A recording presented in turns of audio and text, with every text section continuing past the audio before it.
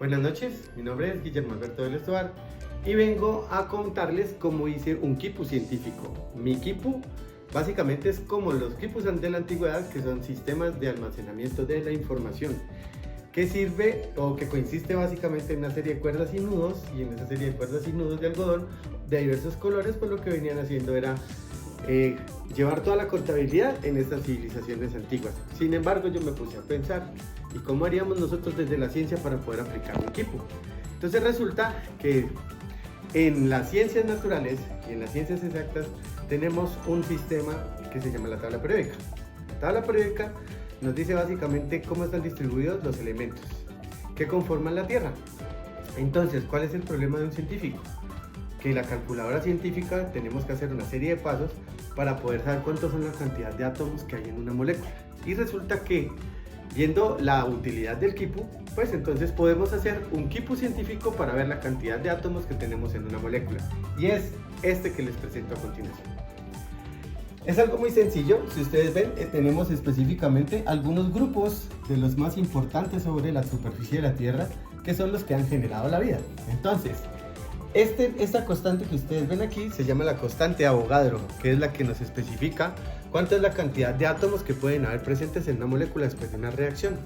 Entonces tenemos los grupos del 1A al 7A, que son los más comunes y representativos de nuestra corteza terrestre. Estos entonces están subdivididos en periodos. Cada uno de los periodos significa cuánto es la cantidad de electrones que tiene disponible.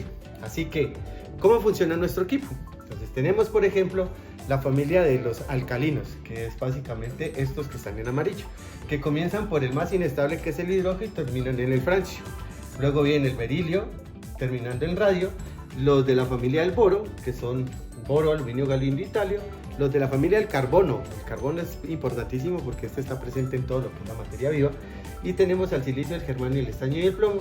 Y los que básicamente nos pueden crear las moléculas de la vida, que son el nitrógeno, el fósforo, el arsénico, el antimonio, el bismuto y el oxígeno, que es fundamental para el sostenimiento de los organismos actualmente. Entonces, si yo quisiera saber cuántos electrones tenemos en una molécula de agua, lo que tendría que hacer es básicamente tomar la cuerda y por la cuerda trazar cuál es la molécula principal. Entonces, tenemos el oxígeno que está aquí y lo llevamos hasta el hidrógeno. Pero como sabemos que es de doble vía, entonces tendríamos que utilizar el gris para saber que van a haber dos moléculas reaccionando. ¿De cuáles? De hidrógeno por una molécula de oxígeno.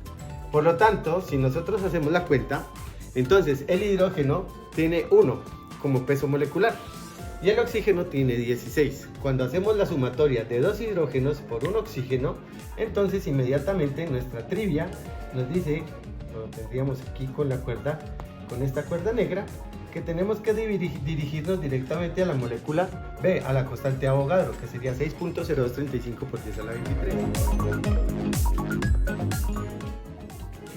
Entonces, teniendo en cuenta que la constante de Avogadro nos dice básicamente que tenemos 6.0235 por 10 a la 23 átomos por cada una de las moléculas que se presentan, vamos a hacer la caracterización.